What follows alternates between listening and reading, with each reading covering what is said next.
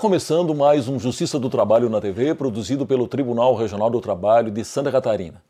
O agronegócio é hoje responsável por grande parte das exportações brasileiras.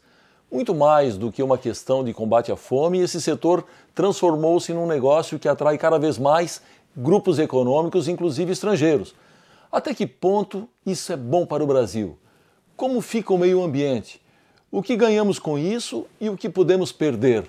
Para falar das implicações do agronegócio na sociedade, está conosco o economista José Eustáquio Ribeiro Vieira Filho, pesquisador do Instituto de Pesquisa Econômica Aplicada, o IPEA. Muito bem, o agronegócio, incluindo aí a agricultura e a pecuária, transformaram o Brasil num grande produtor mundial de alimentos. O setor que antigamente era dominado, digamos, por poderosas famílias e latifundiários, hoje também está nas mãos, em grande parte, de corporações nacionais e multinacionais, com apoio, diga-se de passagem, de governos sucessivos. A pergunta, isso é bom ou mal para o Brasil? Bom, em primeiro lugar, eu agradeço o convite de estar aqui com vocês para poder explicar um pouco das questões da produção do agronegócio no Brasil, né? Eu acho que a gente tem que pensar que nenhum tipo de forma de xenofobismo dentro da questão da economia brasileira, ela é benéfica. E eu acho que essa incorporação desses capitais estrangeiros dentro da economia brasileira vem a somar, porque isso mostra que o dinamismo da economia brasileira vem crescendo nos últimos anos. Então eu vejo com bons olhos, tá, essa diversificação dos capitais e mesmo de grupos nacionais comprando grupos estrangeiros. Tá? Eu acho que nós temos o caso aí grande da compra recente do ketchup Heinz. Eu acho que isso mostra um pouco do capital brasileiro também indo afora na economia mundial. Muito bem, movimentos sociais e defensores do meio ambiente acusam o agronegócio de estar destruindo ecossistemas nativos para transformá-los em pasto ou lavoura sem qualquer ou com muito pouco controle. Como é que o senhor vê essa acusação? Bom, eu acho que isso aí é o maior absurdo contra o setor agropecuário brasileiro, né? Porque o setor agrícola, ele por si só, ele depende da questão da sustentabilidade. Então não há como pensar no crescimento da produção se eu tenho destruição do meio ambiente. Ou seja, uma coisa é incompatível com a outra.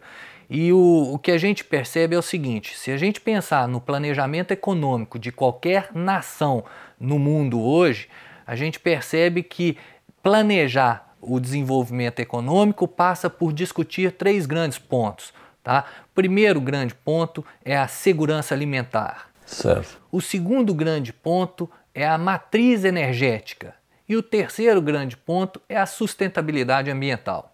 Então não há setor nesta economia que está mais apto a enfrentar esses três pontos, esses três desafios. Tá? Quando a gente pensa em segurança alimentar, nós vimos recentemente com a subida dos preços agrícolas, tá, nessa última década, anteriormente à crise de 2008, o aumento dos preços trouxe uma preocupação enorme em torno de várias nações do mundo, principalmente a economia europeia, que depende muito da importação de alimento. Tá? Mas se você analisar, o Brasil ele passa por essas crises de forma mais maleável. Por quê? Por exemplo, naquele momento de crise, a Argentina resolveu bloquear as exportações de trigo para o Brasil. O país, como é grande produtor agrícola, ele pode fazer a substituição, ou seja, existe um custo de oportunidade que eu possa adotar para substituir o trigo, por exemplo, pela mandioca e aí produzir derivados agrícolas desse mesmo produto. Então, o país, quando ele é um forte produtor agrícola, e aí quando eu falo forte produtor agrícola é quando ele tem uma produção diversificada, que é o caso brasileiro, que é o caso americano e assim vai.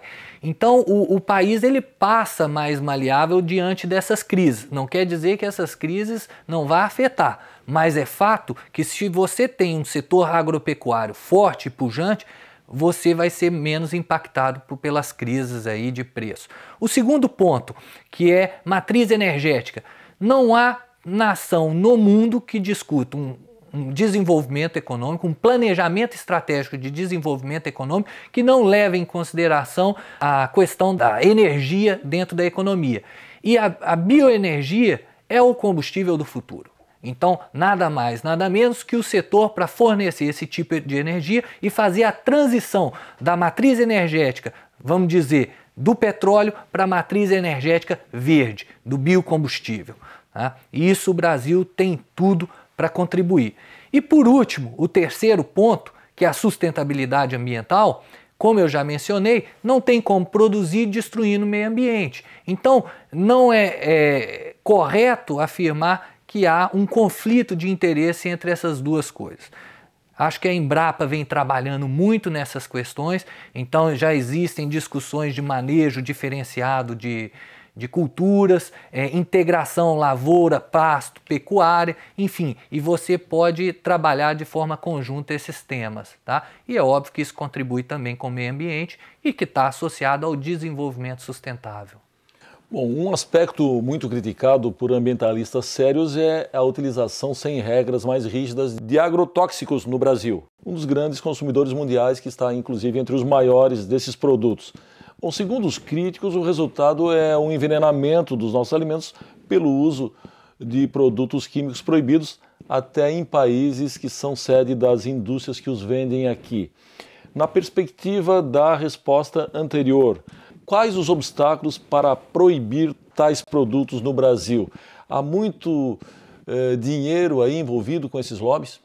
Bom, eu acho que existe uma burocracia excessiva dentro da economia brasileira e que isso impede até mesmo, por exemplo, uma política de genéricos no caso dos agroquímicos e defensivos, tá? Mas a gente pode pensar também no caso dos transgênicos, tá? Da plantação de transgênicos. Hoje o Brasil já planta soja, algodão e milho, tá? Nós começamos a produzir soja legalmente a partir de 2003. Em 2005 você tem a legalização do plantio do algodão e posteriormente, a partir de 2008, o plantio do milho. Tá? Quando você analisa a curva de difusão tecnológica desses três cultivos, você percebe que tanto a soja quanto o milho já estão chegando ali num patamar elevado de difusão tecnológica, enquanto que o algodão ainda permanece em torno de 50% da produção transgênica hoje.